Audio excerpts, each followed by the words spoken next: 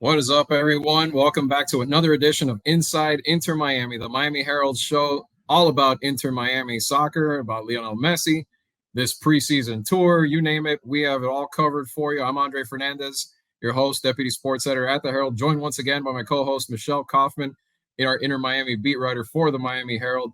And we got lots to talk about this week, Michelle. Saudi Arabia, that leg of the tour has begun.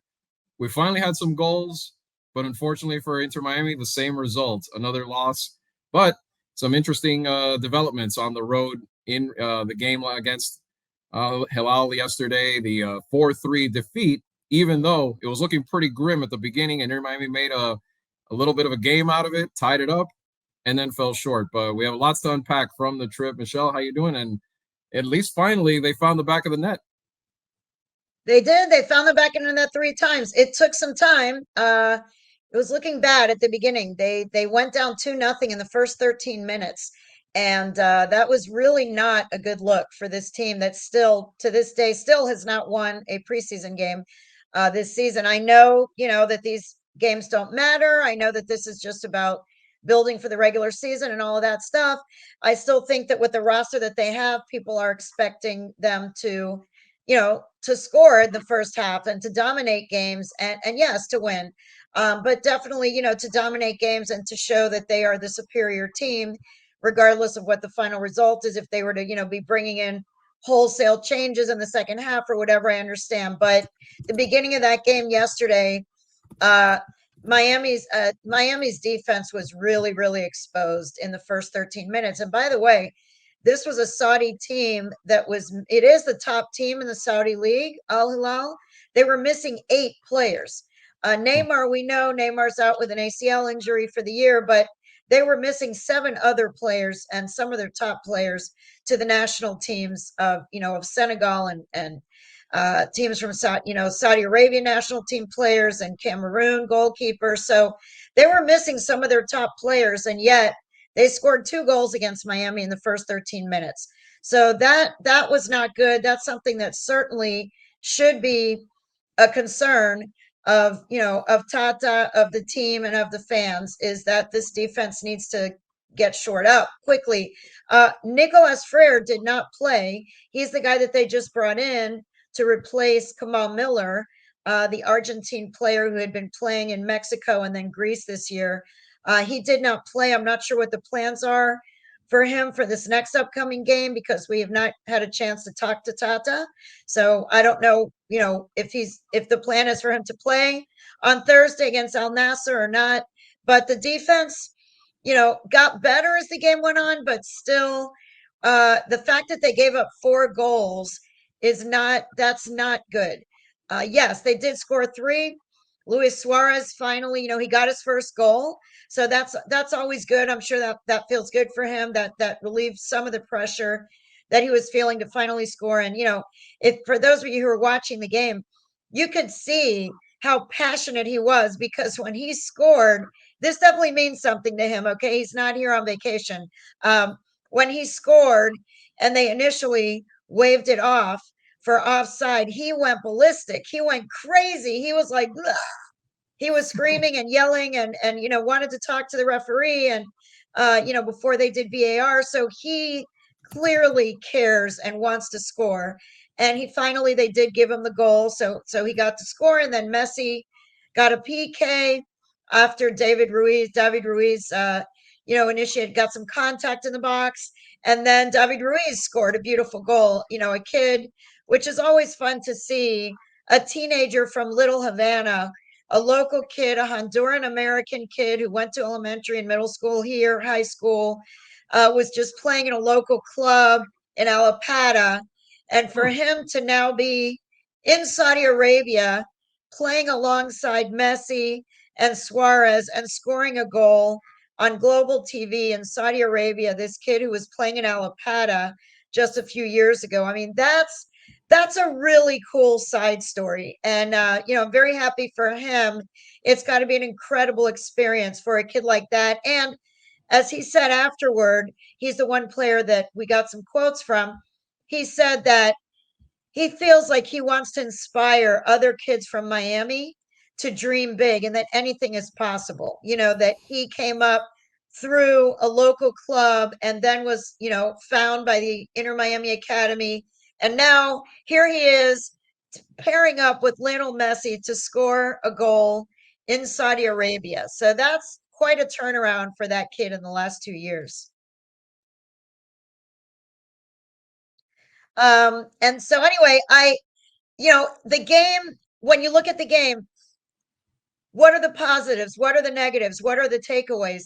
The takeaways to me are they definitely showed that they can move the ball together. They definitely showed that they still have the skills, they still have the skills that they had, these four guys, when they played together in Barcelona. And they were able to score 3 goals, and that's promising for Inter Miami. On the flip side, the defense really needs to pick it up, and Tata's going to have to decide, whether those are the players that he wants in the back. Does he want to play a different formation? And what Nicolas Frere obviously is going to have a chance to make a big difference once he joins he's on the team, but we haven't had a chance to see him play yet. I'm very eager to see him play because I've said before, and I'll say again, losing Kamal Miller was a big loss. That's a guy who was on the Canadian national team. He was a leader on and off the field. And so they need somebody to fill in. And Noah Allen is another local teenager who has done amazing things, and he's played really, really well. But they need some more depth in the back. They need some help in the center position at center back. And by the way, Sergei Kristoff left the field with an apparent head injury, and he has had some migraine and head issues before. So it is a little bit of a concern. Again, we have not had a chance to talk to anybody about what his status is, but I am curious to see if Kristoff is going to be available also, because if he's not available for the next game, they're even thinner at center back than they were going into this game. Yeah, and with Ruiz, that kind of goes back to what we were talking about a few weeks ago about the younger guys and the way that now it seems like there's an avenue for some players now. You don't have to be such a super talent. You have more opportunities now, and I keep seeing it over and over. I mean, this kid, like you said, grew up in Alapata. We know Benha, who played in grew up in Key Biscayne, played for Mast. There's a kid from Columbus that I know is on Inter Miami's startup team as well. I mean, a lot more talent that you're seeing locally. So that's great to see for sure. And how dare they try to deny a Pistolero a goal? What the heck's going on over there? Yeah, he finally got to. Actually, I don't know. Did he do it? I'm trying to remember. Did he even do the Pistolero thing No, after he he probably was scored? so upset he couldn't. No, I think I because didn't see it. I did not. I So don't I'm think going to so. do it for him. Okay, there you go. There you go. He Yeah, did not. I did not see it. Maybe they just didn't show it on TV. no, maybe. I Yeah. I definitely did not see it. So yeah, this game, I think we learned, the team looked better, I will say. I mean, the team looked better than it had in the first 2 games. So the first game was a scoreless draw at El Salvador. That was just 6 days into camp. Then 3 days later, they lost 1-0 at FC Dallas, and now this time they lost 4-3. So they scored 3 goals, but they gave up 4. They still haven't won. They're still waiting for their first win.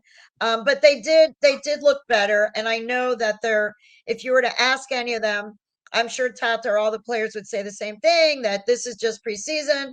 This is to figure out what works, what doesn't work, to get the guys integrated, like Gressel, like Suarez, like now with Frere. So Freire. So we have to wait and see when the games count. But I do think that people want to see this team more dominant. I mean, they were not Yeah. dominating possession in the first half yesterday. And this is a team, we see the roster that they have, and we see that Al Hilal has good players, but some of their best players were not playing in that game, and they were still dominating Miami in the first half. So that would be a concern.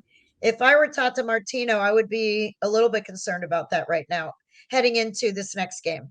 And it's incremental progress, but yeah, you're right there, and that's what Tata's always preaching: is a possession, dictate the tempo of the game and that sort of thing. But maybe that'll come with time. Some of these, I mean, then again, yeah, shorthanded, they were still playing one of the best teams in the Saudi league.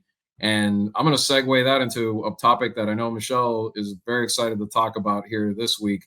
And that's about this growing apparent rivalry between the Saudi League and MLS. I mean, they're both very similar in the sense of they're both competing to get all this superstar talent. I mean, I know the Saudi League has been throwing for a couple of years now absurd amounts of money to land superstars. They landed Ronaldo. They went after Messi, but couldn't get him. Messi decided to come stateside and play here, as we know. But this is going to keep going. And both these leagues really trying to put themselves as high as possible on the world stage. And we're seeing this as the two titans of soccer are about to collide potentially if Ronaldo plays in the game Thursday. So, really good example of the growing, on and off the field competition between the two leagues. Absolutely. I mean, these games in Saudi Arabia, it goes beyond, it goes, everything now in sports, let's face it, so much of it is about money. All of this goes way beyond. This is not just Inter Miami is playing a couple of preseason games to get into form against two Saudi teams. There are much bigger narratives going on here that have to do with money, that have to do with prestige of the leagues. Lionel Messi is a paid ambassador, a paid tourism ambassador of Saudi Arabia. He goes to Saudi Arabia on a regular basis. He was there with his family recently. They take photos of him at tourist sites, and then they make videos and show that Lionel Messi vacations in Saudi Arabia, and you should too. And so, on the eve of this game, yes, on the eve of Tuesday's game, on the eve of that game, we saw that the Saudi tourism agency launched a global ad campaign featuring Lionel Messi.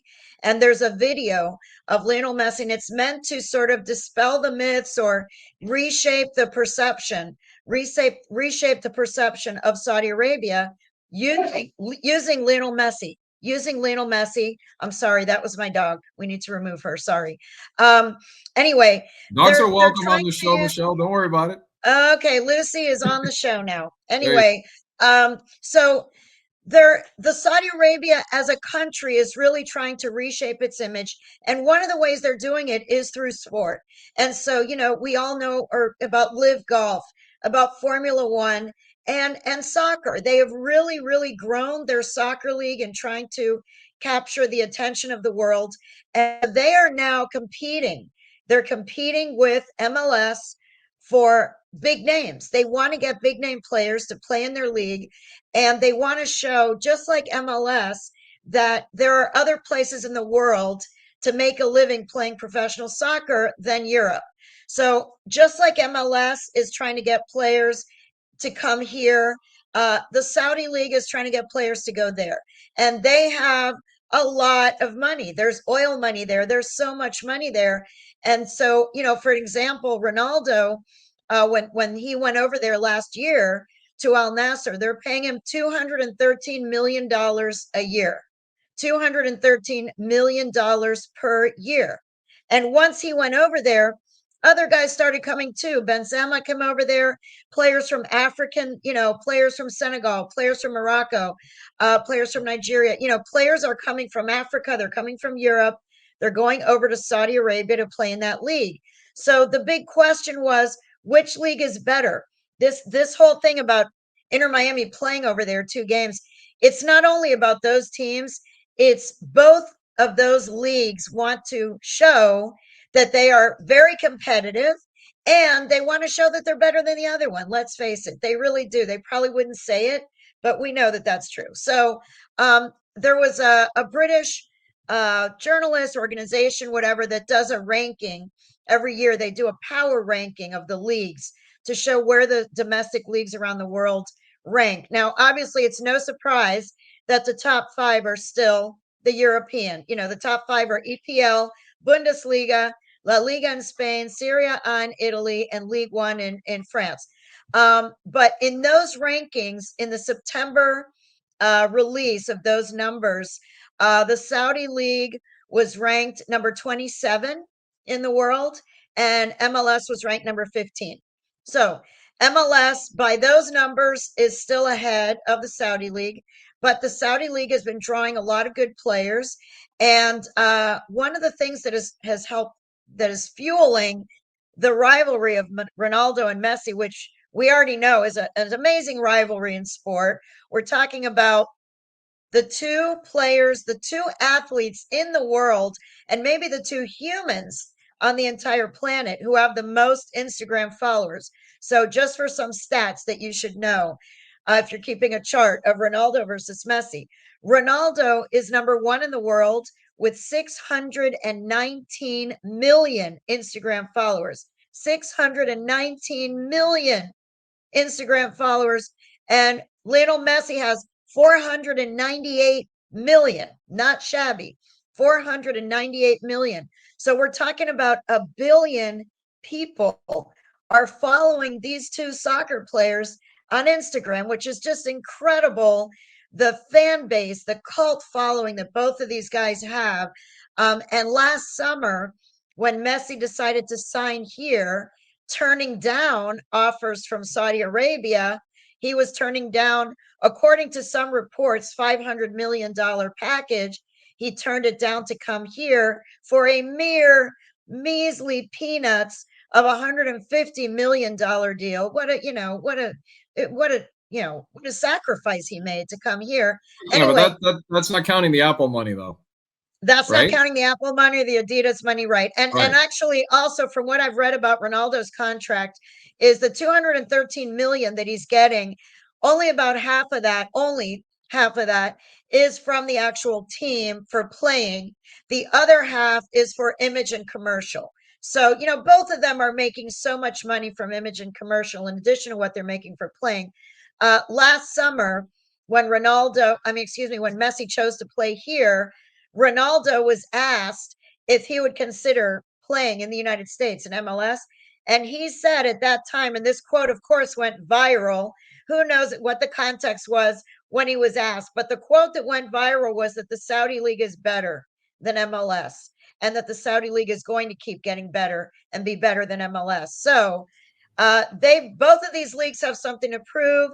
There's definitely a rivalry brewing between MLS and Saudi Pro League. They are both, when players from Europe are deciding where to go next, or when young players in South America, for example, are trying to decide where to go, and they always would just flock to Europe. It wasn't even a question. Now it's like, hey, Ronaldo's playing in Saudi Arabia, Messi's playing in the United States. Maybe those are two options that I should explore.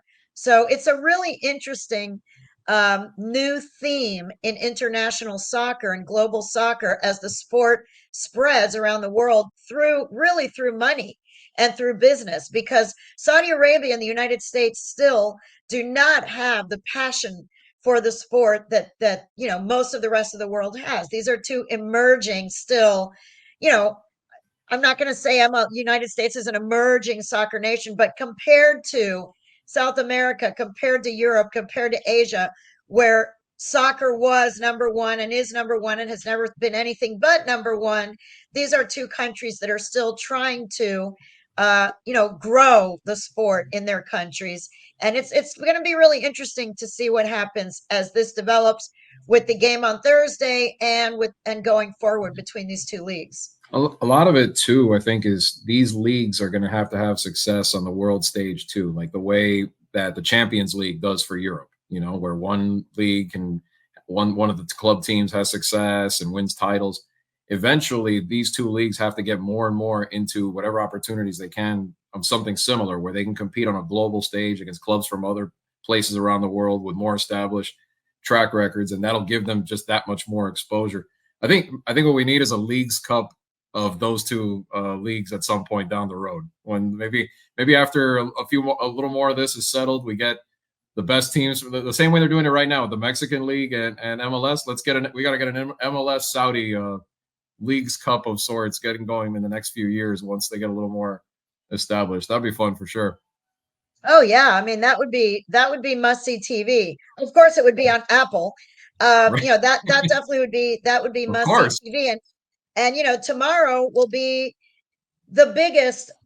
Assuming that Ronaldo plays, which he is supposed to. The reports from Saudi Arabia are he has not for those who don't know, he's been injured for the last few weeks. He has a calf injury. Al-Nassr, the team he plays on, they were supposed to play a couple of games in China, and they canceled those games. They canceled that tour because of this injury. So, it's been iffy whether he's going to play. He hasn't been training, but what the reports out of Saudi Arabia are that he is getting better and he is likely to play on Thursday. It will be a completely different game if he doesn't. I mean, this is the one that from the very first rumors that Inter Miami was going to play in Saudi Arabia, the very first rumors were OMG, Messi, Ronaldo, the rivalry. I pulled up some numbers. They have played each other 37 times, these two guys, these two superstars with, a billion followers on Instagram. They've played each other 37 times. Messi has won in 17 of those occasions. Ronaldo has won 11 of the occasions, and then there were draws. But the interesting stat is that, and both of the players, by the way, are the only two players in the world who have scored over 800 goals for country and for club, both of them. So they're kind of tied in that situation. Messi is the all-time leading scorer in La Liga. Ronaldo is number 2. And then as far as goals in head-to-head games, in the head-to-head 37 games that they've played against each other, here's a key stat to keep an eye on. Messi has scored 23 goals in games against Ronaldo, and Ronaldo has scored 23 goals in games against Messi. So they are tied. They are tied at 23 goals apiece, playing against each other. So if they do, in fact, end up facing each other on Thursday, if one of those guys scores in that game, they will get a one-up on the other guy, in which case I'm sure the other guy is going to want to score so that they will remain tied after this. So yeah, this is a game. Talk about the world's eyes on MLS and the Saudi Pro League. This is an advertisement. This is not only, the main story is Messi against Ronaldo. Of course, that's what everyone wants to see, the matchup of these two superstars. But the subplot here is Saudi team versus MLS team. And MLS team just lost to Saudi team on Tuesday and just gave up 4 goals to depleted Saudi team without 8 players. So, it's going to be really interesting to see what happens. Very interesting. Yeah, I mean, Messi, Ronaldo, he's gonna play. I mean, now that you said there's a chance, he's gonna play. I just don't see a way that he wouldn't. I mean, unless they would have flat out said, "Look, he can't, he's not able to go." But the fact that they're dangling that a little bit, like saying, "Oh, he's gonna play." There's too much money invested in this. I mean, even if he doesn't play the whole match, some at least part of it. And I hope he does, because if this is the last time these two are going to go head to head, I mean, we have no guarantees of any other scenario right now. We got to see this. We got to see one more time, even if it's an exhibition. They'll try to put on a show, both of them. You hope that they stay healthy. It doesn't screw up anything down the road for either side, and it's done in a good way. And what about this rivalry too? I don't think a lot of people still maybe in the U.S. can grasp, like, we know all the rivalries, Manning, Brady, we know LeBron, Jordan, the eternal debate, who was better, all that. But this rivalry around the world takes it to like a whole new level. Like, I don't even, a few times even more intense. I mean, like just the following alone that you mentioned on social media, these guys, it's insane how crazy it is globally, the fandom for both guys. Yeah, it's not only the numbers, it's the passion. It Right. is, as passionate as people are about LeBron versus Michael Jordan or whatever, this is like they hate. I mean, I don't think that people that love LeBron hate Michael Jordan, or people that Right. like Michael Jordan hate LeBron. This is Intensely. like these are like two religions, honestly. There's like the Messi religion and there's the Ronaldo religion. There are Yeah. people who are just, you are either a Messi person or you're Ronaldo. And it a Yeah. little bit in tennis, that would have a little bit with Federer and Nadal, but they were both such gentlemen. Everyone really, respects and likes both of them, even though everyone does classify themselves as either are you Federer, or are you Nadal? Are you a Nadal fan or are you a No. Federer fan? They play very different Right. styles, so those are those kind of athletes that, people love to debate which one is better. And are you a fan of this one? Are you a fan of that one? In this case, Messi, Ronaldo coming up in the same era. So it's not like, LeBron and Michael Jordan, there's always the era thing. Well, there was a different era, different opponents, different this. In this case, these are two guys that are essentially the same age bracket. They have come up in the same generation, played in the same leagues, played in the same World Cups, played. And so, they really are, they really have been head to head competitors, and they are so different in personality. Not that I know them both. I've not sat and had, sandwiches and drinks with both of them, but just from an outsider looking in, you see that Ronaldo is, he's the peacock. He's the guy who rips off his shirt and loves to show his abs, and he likes to look pretty and he likes to look great, and he's really out there and he's flashy, and he's basically the guy who's always in the box, and just, he's just an amazing, has a knack for the goal. And then you've got Messi, who has made a career of being the humble one, the one who does not, rip off his shirt and all that. He's not into the theatrics. He's much more shy. He's much more reserved.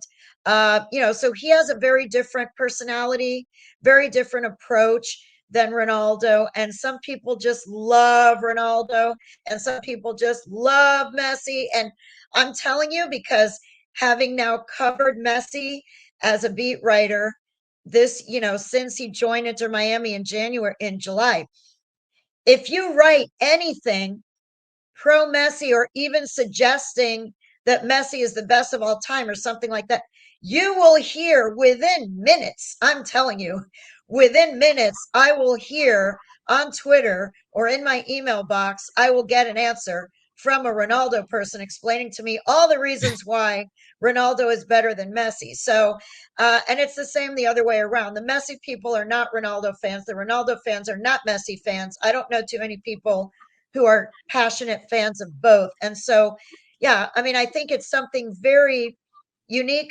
to soccer. It's very unique, really, to these two. I mean, there have always been great rivalries in soccer, of course, huge figures, huge personalities that became global stars. But in this case, you have the comparison of two stark, just very different personalities, different style of play, but both of them incredibly successful. If you really just look at the numbers, I mean, yeah, Messi just won the World Cup. That's a big, that's a big cup that he can lift up, in the side by side, in the head to head. But they both are incredibly talented. They both have had amazing success, for their clubs and for their countries and in all of these Champions Leagues and other tournaments that they've played. So it really is a great rivalry. I really do hope that Ronaldo plays. I agree with you. I think he will, even if he plays 15 minutes. I just think so many people want to see that. And there are contractual obligations. I have a feeling that if Ronaldo plays in this game, I have not seen his contract. I don't know, but I would guess that he and Messi both get some sort of appearance fees for playing in this game. So I think there is incentive. On the other hand, coming off a calf injury, if he still has a tender calf, if he's still not feeling well, to go out and play a game, you are risking further injury that will affect you, for many weeks, maybe heading into the rest of their season. So Right. it's a risk. I don't know that he will take a risk that could affect his ability to play in his league. On the other hand, I think it would be a lot of fun to see them play against each other. Well, money talks, and I think you nailed it right there. I think it's if there's money at stake or contractual reasons, he will play. And I suspect, like you do, that there probably are some of that. And it's funny you were saying the thing about you haven't had sandwiches with everything with Messi or Ronaldo. I think right now you'd settle for an empanada cafecito in 5 minutes with Messi one on one if we could ever get him to do one of those with you. The guy's One so on one, I reclusive. did. Yeah, I did the one on one. The one that I got, which was last year, August 17th. I got one of three, I think 3 or 4 outlets were the only ones who got a Yeah, one on one interview with him, 5 minutes. And it was great. I got 5 minutes with him. I got a chance to chat with him, which is more than most people have gotten. But he has not spoken to the media since then, right. which, that will forever be debated as well. He has not spoken to he spoke to the media one time all season for Inter Miami. Did not speak to us at any other point during the season, did not speak to us after the season, has not been made available to us preseason yet. The season is going to be starting in less than a month. The media, the local media, we have requested to have some time with him, to have a press conference, to have something, because he is clearly the biggest, one of the two biggest players in the world. He's playing on this team. I cover this team on a day-to-day basis. I go to the practices. I go to all the press conferences. I go cover the games, and I don't get to talk to the biggest star on the team. This does not happen in other countries. I mean, the biggest star on NFL teams play, even during the Super Bowl week, the biggest stars are talking to the media. And, in basketball during the NBA finals, the top players talk to the media. So Messi just never has. He clearly doesn't have to. Does he need us to be more famous? No. How much more famous can he be? He doesn't need us to be more famous. Okay. So, I can see that point of view. Like, I don't have enough time as it is to spend with my family. Why am I going to spend half an hour talking to the media when I can spend that half hour, playing soccer with my kids in the backyard? On the other hand, as a professional athlete, and especially in this country where athletes do speak to the media, that is the way we do things here. That is the practice here. I do hope that we do have a couple of opportunities to speak with him, and just chat with him and ask him how he's feeling. What are his goals going into the second season? How frustrating was it? What happened to him at the end of last season? Does he feel 100%? What did he do in the offseason to get himself healthy? How does he feel to play with Suarez again? We haven't even had a chance to get a quote from Luis Suarez's best friend. That is his best friend. We heard from Luis Suarez what it is going to be like to play with his best friend. We need to hear from Messi. What is it Yeah. like to be alongside Suarez again? What is it like to have the four of you together again? We all want the answer to that question. And the only one who can provide those answers is Lionel Messi, number 10. The clock is ticking. I'm waiting for that interview, Yeah, there's a better chance of you getting an empanada with Luis Suarez at this point than Messi. But yeah, it's for people that don't know. I mean, you're right. Even not so much the interview, even in other sports, like you said, the starting quarterback Patrick Mahomes talks once a week at least. Tua talks once or twice a week for the Dolphins.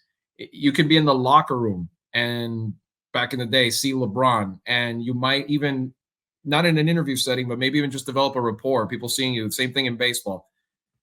You've had well, not just you, but like anybody covering this team over the past almost a year now has not had any of that.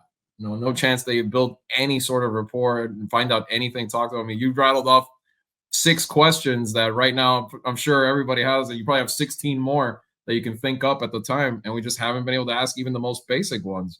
So you hope that there's some happy medium in there. Maybe I don't think he's never probably going to be anything like we're used to, but maybe it won't be this scarce at some point. Maybe I don't know. Maybe there's a way to MLS or someone to get him to get to that point.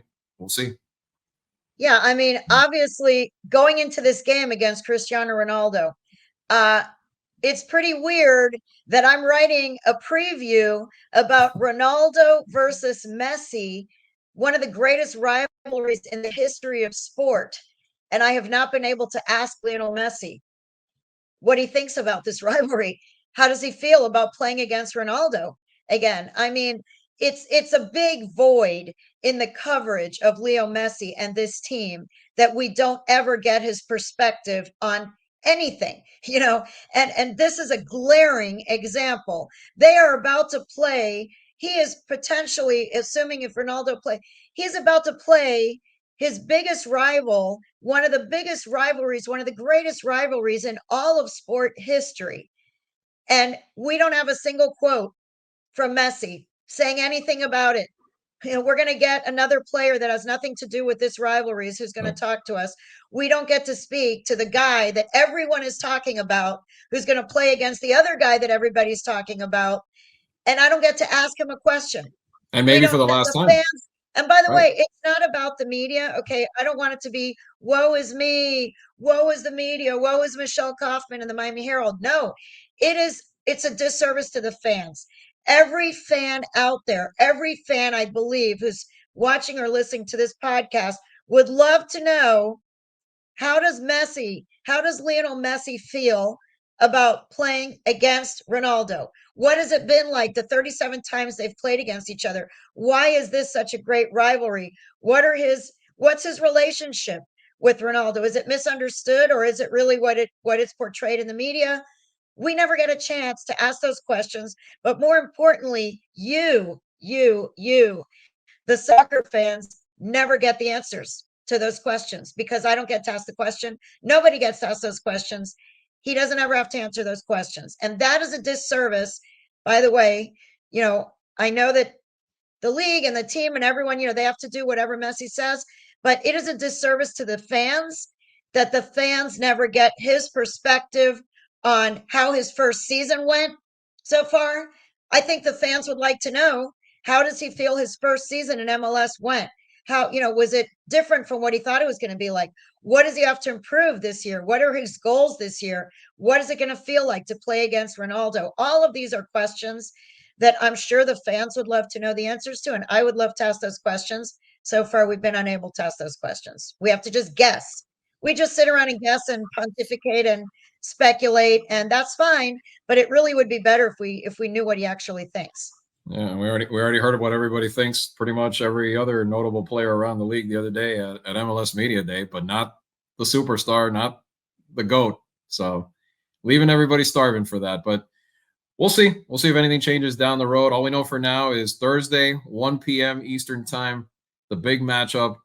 Hopefully Ronaldo plays and makes this one last classic between them. If it is the last time, we'll see. And we'll continue to follow at Inter Miami's progress overall as they have one more exhibition match on this global tour.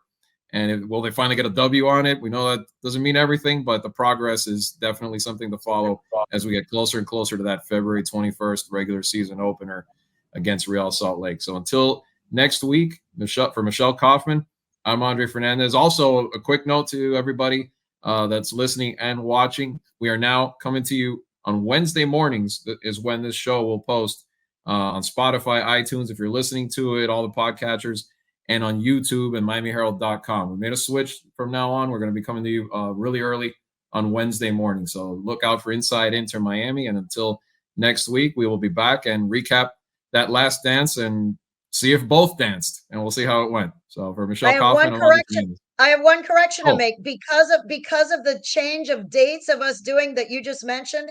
I said the wrong day. I've been saying Tuesday for the game against Al Hilal, and it was Monday. The game was Monday, there you not go. Tuesday, with the time change and with the change of when we're doing the podcast. So I just want everyone to know, I may be crazy, but I'm not that crazy. The game was Monday. The game was not Tuesday, and then the next game is on Thursday. So I just want to get the days straight. And next Wednesday, early morning, as early as 4 a.m., you'll be able to download this episode and the rest of them as we go on a weekly basis here at Inside Inter Miami. Thanks as always for watching and listening, and we'll see you next week.